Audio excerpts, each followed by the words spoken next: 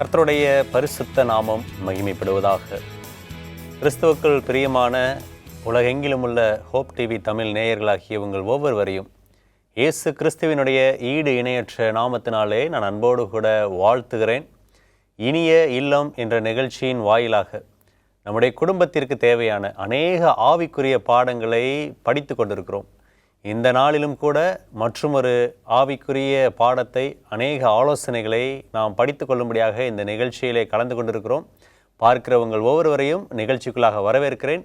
விசேஷ விருந்தினராக நம்முடைய இனிய இல்லம் நிகழ்ச்சிக்கு ஆலோசனைகளை தொடர்ந்து வழங்கி கொண்டிருக்கக்கூடிய போதகர் சுரேஷ் அவர்கள் நம்மோடு இணைந்திருக்கிறாங்க.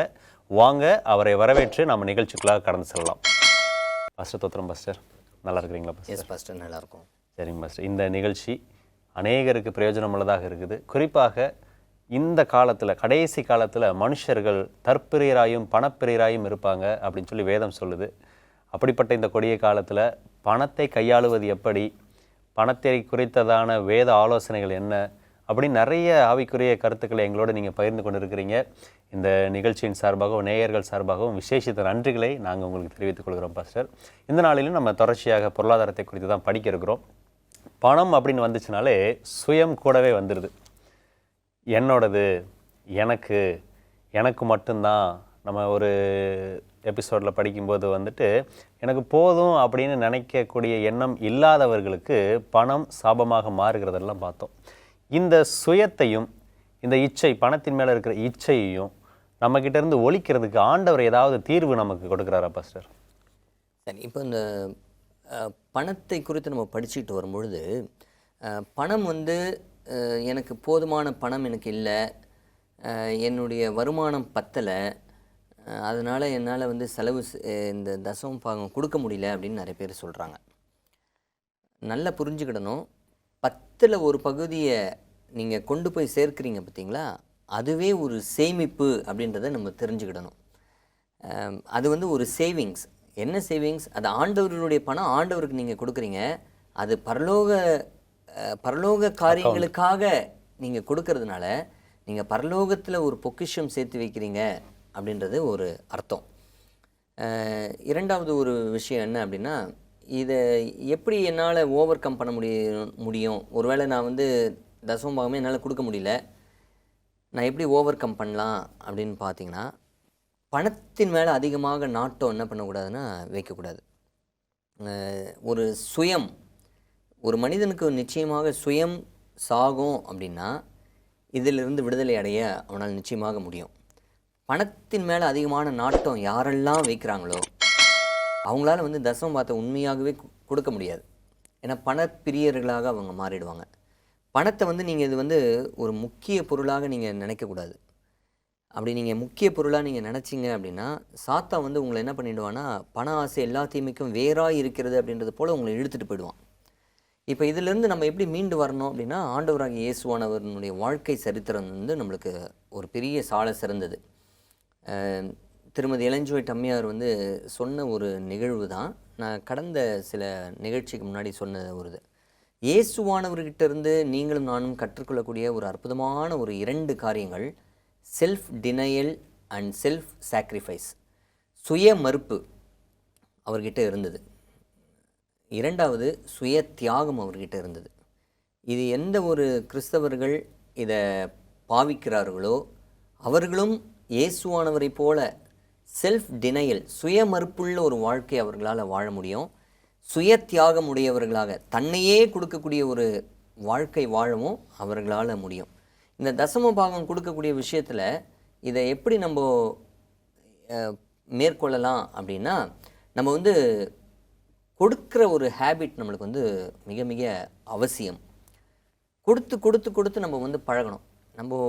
நம்மளுடைய வாழ்க்கையில் அதிகமாக நம்ம என்ன பண்ணிட்டோன்னா, வாங்கி வாங்கி பழக்கமாயிடுச்சு. அதனால் கொடுக்கறதுக்கு எங்கேயாவது கிடைக்குமா அப்படின்ற ஒரு எண்ணம் இப்போ அப்படி போயிடுச்சு. யாருக்காவது கொடுக்கணுமா அப்படின்ற ஒரு எண்ணம் இல்லை. எந்த ஒரு மனிதன் கொடுக்க அவன் முயற்சிக்கிறானோ அல்லது யாரெல்லாம் கொடுக்குறாங்களோ அவங்க தான் ஆசீர்வதிக்கப்படுவாங்க. கொடுத்தா நிச்சயமாக, அதாவது வேதாமத்தில் நம்ம வாசிக்கிறோம் பார்த்தீங்களா, எந்த ஒரு ஊற்று சுரக்கும் அப்படின்னா எந்த தண்ணி கொடுத்துக்கிட்டே இருக்கோ அந்த ஒரு கிணறு தான் என்ன ஆகும்னா சுரக்கும். அந்த தண்ணி மட்டும்தான் சுரந்துக்கிட்டே இருக்கும்.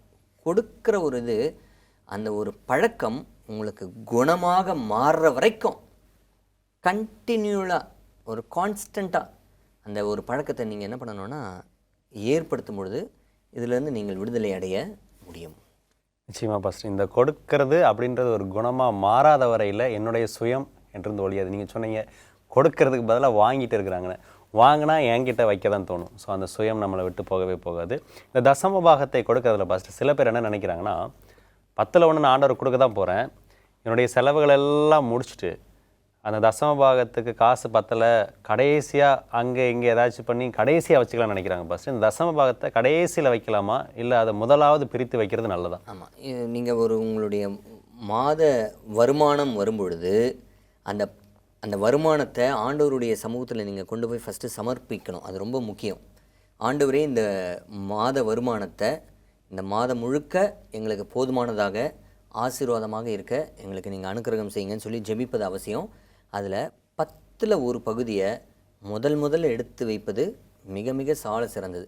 எல்லாவற்றையும் செலவு செஞ்சு மீதமாக இருக்கிறதுல 10ல் 1 பகுதி என்ன பண்ணக்கூடாது, கொடுக்கக்கூடாது. 10ல் 1 பகுதி நீங்கள் வைத்து மீதமுள்ள 9 பகுதி எப்படி இருக்குன்றதை நீங்கள் பாருங்கள். ஆண்டவர் நிச்சயமாக ஆசீர்வதிப்பார். அந்த 40 வருஷங்கள் ஆண்டவர் மன்னாவை பொழிய வச்சார்.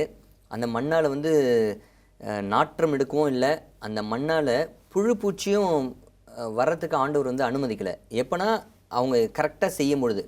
ஆனால் ஓய்வு நாளில் கிடைக்கும்னு சொல்லி நீங்கள் போய் பார்க்கும்பொழுது அங்கே மண்ணா பெய்யலை. 6வது நாளில் அவங்க ரெட்டத்தனையாக எடுக்கும்பொழுது அது பூச்சி என்ன பண்ணலை, பிடிக்கவும் இல்லை. ஸோ இதுதான் ஆண்டவருடைய பிளெஸ்ஸிங். இதே மாதிரி தான் தசமபாக விஷயத்திலும் ஆண்டவர் நேர்த்தியாக செய்வதை நம்ம பார்க்க முடியும். ரொம்ப நல்ல ஆலோசனைகள் பாஸ்டர். ஒரு சிறிய இடைவேளைக்கு பிறகு மீண்டும் நாம் தொடர்ந்து படிக்கலாம் பாஸ்டர். பிரியமான தேவனுடைய பிள்ளைகளே, தசம பாகத்தை குறித்து தொடர்ச்சியாக நம்ம படிக்க இருக்கிறோம். ஒரு சிறிய இடைவேளைக்கு பிறகு. அன்பான தேவனுடைய பிள்ளைகளே, இடைவேளைக்கு பிறகு மீண்டுமாக உங்களை நிகழ்ச்சிக்குள்ளாக வரவேற்கிறேன். வாங்க நம்ம தொடர்ந்து படிக்கலாம். ஃபஸ்ட்டு நம்ம தசம பாகத்தை குறித்து படிச்சுட்டு இருந்தோம். அந்த கொடுப்பது என்பது ஒரு பழக்கமாக மாறணும்னு சொல்லியிருந்தீங்க. குறிப்பாக தசம பாகம் அதை எடுத்து வைக்கிறதுக்கு முன்னாடி ஆண்டவர் நமக்கு கொடுத்த வருமானத்தை ஆண்டவருடைய சமூகத்தில் வைத்து ஜெபித்து முதலாவது தசம பாகத்தை பிரித்து வைக்கணும்னு சொன்னீங்க. இது எல்லாம் என்னுடைய வாழ்க்கையில் நான் கடைபிடிக்கிறேன்னு வச்சுப்போம். எனக்கு பிறகு என்னுடைய சந்ததி, என்னுடைய தலைமுறை என்று சொல்லக்கூடிய என்னுடைய பிள்ளைகளுக்கு இதை கற்றுக் கொடுப்பது எப்படி பண்ணுனா அவர்களை இந்த தசம பாகம் கொடுக்கக்கூடிய விஷயத்தில் நம்ம வளர்க்க முடியும்? இப்போது நம்ம தசம பாகம் கொடுக்குறோமா கொடுக்கலையா அப்படின்றத ஆண்டவர் நன்கு அறிவார். 1. 2வது, ரெக்கார்டிங் ஏஞ்சல்ஸ் என்ன பண்ணுறாங்கன்னா அதெல்லாம் பதிவு செய்கிறாங்க. 3வது யார் பார்க்குறாங்க தெரியுங்களா? நம்ம தசம பாகம் கொடுக்குறோமா இல்லையா அப்படின்றத நம்மளுடைய பிள்ளைகள் அப்சர்வ் பண்ணிக்கிட்டு இருக்காங்க. சர்ச்சில் ஒரு தகப்பன் அல்லது தாய் அந்த தசம பாகத்தை கொண்டு போய் ஆண்டவருடைய சமூகத்தில் படைக்கிறத பிள்ளைகள் என்ன பண்ணணும்னா சின்ன வயசுலேருந்தே பார்க்குற அந்த அனுபவத்தை கொண்டு போகணும். இன்றைக்கெலாம் பிள்ளைங்ககிட்ட நீங்கள் என்ன சொல்கிறீங்களோ அதை விட என்ன பார்க்குறாங்களோ அதான் வேகமாக அவங்களுக்கு அப்சர்வ் ஆகும். அந்த விஷுவல் கம்யூனிகேஷன் அவங்க பார்க்குறது அவங்களுடைய மனசில் அப்படியே பதியும். அப்பா தசம பாகம் வைக்கிறாரு, அம்மா தசம பாகம் வைக்கிறாங்க, நம்மளும் தசம பாகம் பெருசானவொன்னே வைக்கணும். இது மாதிரி ஒரு எண்ணம் அந்த சிறு வயதிலே அவங்களுக்கு வரணும். 2வது, இந்த நம்மளுடைய சம்பாத்தியத்தில் எப்படி தசம பாகம் ஒரு பகுதி முதல்ல எடுத்து வைக்கிறோமோ அதே போல் மீதமுள்ள 9 பகுதியில் பட்ஜெட் நம்ம பிரித்து பெட்ரோலுக்கு இந்த செலவு, வீட்டு வாடகை இந்த செலவு, ஈபிக்கு இந்த செலவு, க்ரோசரிக்கு இந்த செலவு நம்ம பிரிக்கிறது போல் ஆஃபரிங்க்கு அப்படின்னு சொல்லி காணிக்கை போடுவதற்காக ஒரு மாதத்தினுடைய காணிக்கையை நீங்கள் ஒரு பகுதியாக நீங்கள் வைத்து அதை என்ன பண்ணணும்னா வாரம் வாரம் அதை கரெக்டாக அந்த பிள்ளைங்களுக்கு நீங்கள் அதை கொடுக்கும்பொழுது பிள்ளைங்க கையில் கொடுத்து இதை கொடுக்க சொல்லணும். அப்போ அந்த பிள்ளைங்களுக்கு அந்த ஒரு மோட்டிவேஷன் வரும். அவங்களும் பிற்காலத்தில் இப்படி தான் செய்யணும் அப்படின்றத. இதுக்கு ஒரு உதாரணம் யார் அப்படின்னு பார்த்திங்கன்னா, நான் கடந்த நிகழ்ச்சியில் நான் அதை சொன்னேன். ஆபிரகாம் கொடுக்கறத யார் பார்த்துருக்கா அப்படின்னா அவனுடைய பையன் ஈசாக்கு கொடுக்கறத யாக்கோபும் பார்த்ததுனால யாக்கோபுக்கு அந்த ஒரு எண்ணம் வந்தது. இது ஆண்டவரே சாட்சியாக சொல்கிறார். இதுதான் ஒரு ஆச்சரியம்.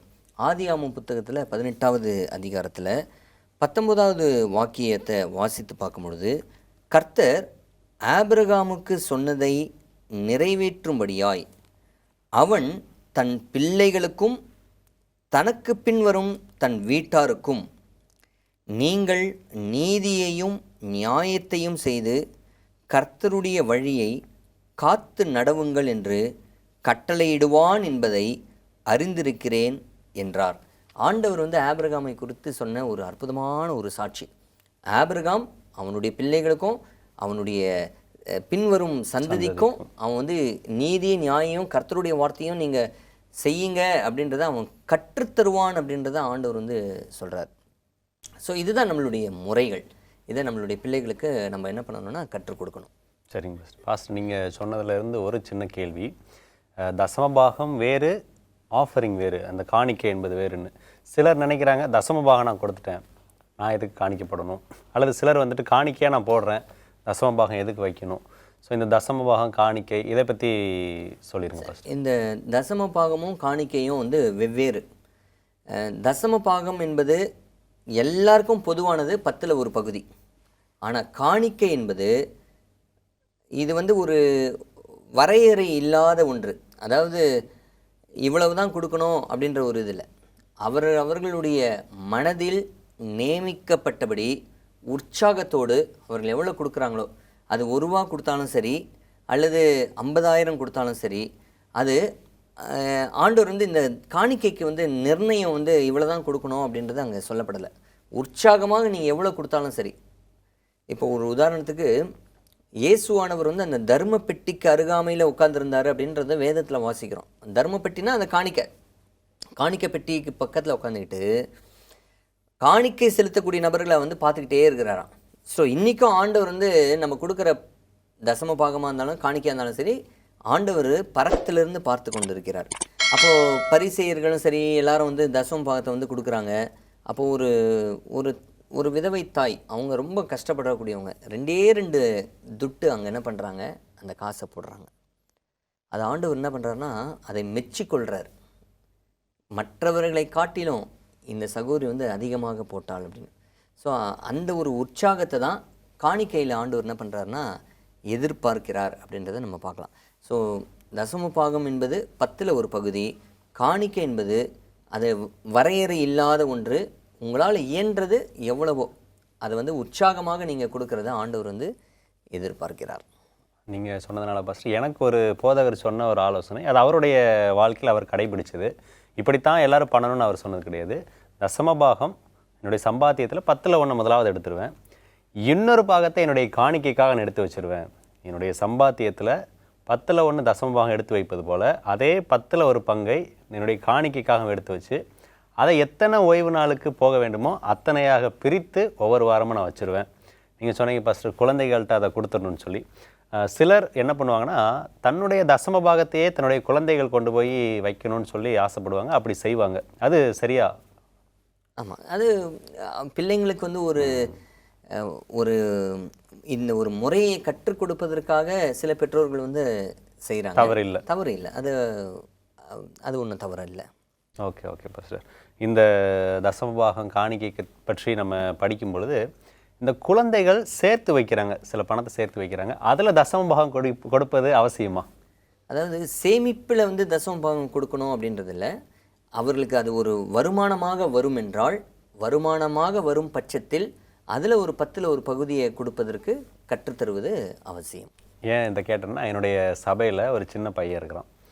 அவன் ஒரு ஓய்வு நாளில் ஒரு 10 ரூபாயை தசம பாகத்தில் ஃபில் பண்ணி கவரில் கொண்டு வந்து வச்சான்.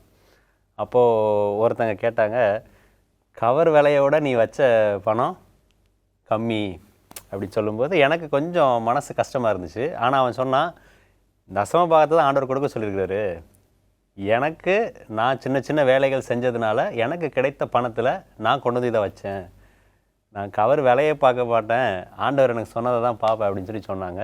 ஸோ அது எனக்கு ஒரு பரவாயில்ல, இந்த சின்ன வயசுலேயே இப்படிப்பட்ட ஒரு உணர்த்துதலை ஆண்டவர் கொடுத்துருக்கிறாரே அப்படின்னு சொல்லி நான் சந்தோஷப்பட்டேன். அதனால் சிறு பிள்ளைகள் சேமிப்பு இந்த மாதிரியான சின்ன சின்ன காரியங்களை தசமாக கொடுக்கும் பொழுது அது பெரியவங்க உற்சாகப்படுத்தணுமே தவிர இந்த மாதிரியான டிஸ்கரேஜ்மெண்ட் கொடுக்கக்கூடிய வார்த்தைகளை பேசாமல் இருக்கிறது நல்லதுன்னு நினைக்கிறேன் பாஸ்டர். தொடர்ந்து நம்ம தசமபாகத்தை பற்றி படிக்கலாம். ஒரு சிறிய இடைவேளைக்கு பிறகு சந்திப்போம் பாஸ்டர். பிரியமானவர்களே, ஒரு சிறிய இடைவேளைக்கு பிறகு மீண்டும் சந்திப்போம். பிரியமானவர்களே, மீண்டுமாக இடைவேளைக்கு பிறகு நிகழ்ச்சிக்குள்ளாக உங்களை வரவேற்கிறேன். வாங்க நம்ம தொடர்ந்து படிக்கலாம். பாஸ்டர், தசமபாகத்தை பற்றி நம்ம படிச்சுட்ருக்குறோம். தசமபாகம் கொடுக்க வேண்டியது நம்முடைய கடமை. நாம் ஆண்டவருடைய கரத்திலே வாங்கி அதை திரும்ப அவருக்கு செலுத்துகிறோம்.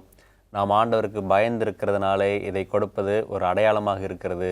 நாம் உண்மையான உக்கிரானக்காரர்கள் என்பதை இதன் மூலமாக வெளிப்படுத்துகிறோம். இது எல்லாம் முக்கியமான காரணங்களாக இருந்தாலும் இந்த வாழ்க்கையில் ஒரு மனித இயல்பாக எதிர்பார்க்கக்கூடிய ஒரு வார்த்தை என்ன அப்படின்னு சொன்னால் ஆசீர்வாதம். தசமபாகத்தை செலுத்துவதன் மூலமாக கிடைக்கக்கூடிய ஆசீர்வாதங்களை பற்றி வேதம் என்ன சொல்லுது? இந்த வேதாமத்தில் நம்ம பார்க்கும் பொழுது தசமபாகத்தை ஆண்டவருடைய சமூகத்தில் கொடுப்பதுனால ஆண்டவர் நம்மளை ஒரு பெருத்த ஆசீர்வாதத்தை ஆண்டவர் ஆசீர்வதிக்கிறார். அதில் எந்த ஒரு மாற்று கருத்தும் கிடையாது, எந்த சந்தேகமும் கிடையாது. உலகம் முழுவதிலும் இருக்கக்கூடிய பிள்ளைகள் யாரெல்லாம் ஆண்டவருடைய சமூகத்தில் தசமபாகம் கொடுக்குறாங்களோ, நான் தசமபாகம் கொடுத்ததுனால தாழ்ச்சி அடைந்தேன் அப்படின்னு இதுவரைக்கும் நான் ஒரு சாட்சி கேட்டது கிடையாது. தசமபாகத்தை கொடுத்ததுனால நான் ஏழை ஆகிட்டேன் அப்படின்னு ஒருத்தரும் சொன்னது கிடையாது. என்னுடைய வாழ்க்கையே நான் ரொம்ப பரம ஏழையாக இருந்தேன். இன்றைக்கி ஆண்டவர் என்னை ஆசீர்வதிச்சிருக்கிறாரு அப்படின்னா நான் ஆண்டவர் என்னை ஆசீர்வதித்து கொடுத்த தசமபாகத்தில் உண்மையாக இருந்ததனுடைய விளைவு தான் அப்படின்றத நான் இன்றைக்கும் சாட்சி சொல்கிறேன். நிறைய நபர்கள் அப்படி சாட்சி சொல்லுவாங்க. வசனம் என்ன சொல்லுது அப்படின்றத நம்ம பார்க்கலாம். மல்கியா 3வது அதிகாரம் 10வது வாக்கியம் சொல்கிறது, என் ஆலயத்தில் ஆகாரம் உண்டாயிருக்கும்படி தசம பாகங்களை எல்லாம் பண்டசாலையிலே கொண்டு வாருங்கள். அப்பொழுது நான் வானத்தின் பலகணிகளை திறந்து இடம் கொள்ளாமற் போக மட்டும் உங்கள் மேல் ஆசீர்வாதத்தை பரிசிக்க மாட்டேனோவென்று அதனால் என்னை சோதித்து பாருங்கள் என்று சேனைகளின் கர்த்தர் சொல்லுகிறார். இது ஒரு வல்லமையான ஒரு வார்த்தை. ஆண்டவர் பேசின ஒரு அற்புதமான ஒரு வார்த்தை. ஆண்டவர் சொல்கிறாரு, நான் வானத்தின் பலகணிகளை திறந்து உன்னை ஆசீர்வதிப்பேன் அப்படின்றார். வானத்தின் பலகணிகள் ஆண்டவர் உனக்காக எனக்காக திறப்பார் அப்படின்னா அநேக ஆசீர்வாதத்தை ஆண்டவர் கொடுப்பதாக வாக்குத்தத்தம் கொடுக்குறார். இது என்னை சோதித்துப்பார் அப்படின்னு ஆண்டவர் சொல்கிறார். ஏன்னா அவ்வளவு உறுதியாக ஆண்டவர் சொல்கிறாரு, நீ எனக்கு தசமபாகம் கொடுக்கும்பொழுது நான் உன்னை ஆசீர்வதிப்பேன் அப்படின்னு. இன்னொரு சாத்தான்ட்ட ஆண்டவர் சொன்னார், உன் தேவனாகிய கர்த்தரை பரீட்சை பெறாதிருப்பாயாக. ஆனால் அந்த ஆண்டவர் நம்மக்கிட்ட பரீட்சை பாருன்னு சொல்கிற ஒரு விஷயம் தசமபாகம் விஷயம். கரெக்ட். நீங்கள் நீதிமொழிகளில் இதுக்கு தொடரான ஒரு வசனத்தை நீங்கள் பார்த்தீங்க அப்படின்னா, நீதிமொழிகள் 3வது அதிகாரம் வாக்கியம் 9வது வாக்கியமும் 10வது வாக்கியமும், உன் பொருளாலும் உன் எல்லா விளைவின் முதற் பலனாலும் கர்த்தரை கனம் பண்ணு. அப்பொழுது உன் களஞ்சியங்கள் பூரணமாய் நிரம்பும், உன் ஆலைகளில் திராட்சரசம் புரண்டோடும். இது ஆண்டவர் வல்லமையாய் கொடுக்கக்கூடிய ஆசீர்வாதங்கள். இதை நான் ஜஸ்ட் யோசிச்சு பாருங்களேன். நீ தசம பாகத்தை கொடுக்கறதுனால உன் களஞ்சியங்கள் பூரணமாய் நிரம்பும். நம்மளுடைய வீட்டில் இருக்கக்கூடிய களஞ்சியங்கள் எல்லாம், எல்லா மளிகை சாமான்களும் எல்லாம் பூரணமாக இருக்குமா எப்போ தசமபாகம் கொடுக்கும் பொழுது. உன் ஆலைகளில், ஒருவேளை நம்மளுடைய தொழில் நிறுவனமாக இருக்கலாம், ஃபேக்ட்ரியாக இருக்கலாம், நம்ம வேலை செய்யக்கூடிய ஸ்தலமாக இருக்கலாம், உன்னுடைய ஆலைகளில் திராட்சரசம் புரண்டோடும் அப்படின்னு ஆண்டவர் சொல்கிறார். இதை விட ஒரு பெரிய மேலான ஒரு ஆசீர்வாதத்தை நீங்கள் பார்க்க முடியாது. அதே ஆண்டவர் என்ன சொல்கிறாரு அப்படின்னா, மல்கியா 3வது அதிகாரத்தில் 8வது வாக்கியத்தில் ஆண்டவர் சொல்கிறாரு, மனுஷன் தேவனை வஞ்சிக்கலாமா? நீங்களோ என்னை வஞ்சிக்கிறீர்கள். எதிலே உம்மை வஞ்சித்தோம் என்கிறீர்கள்?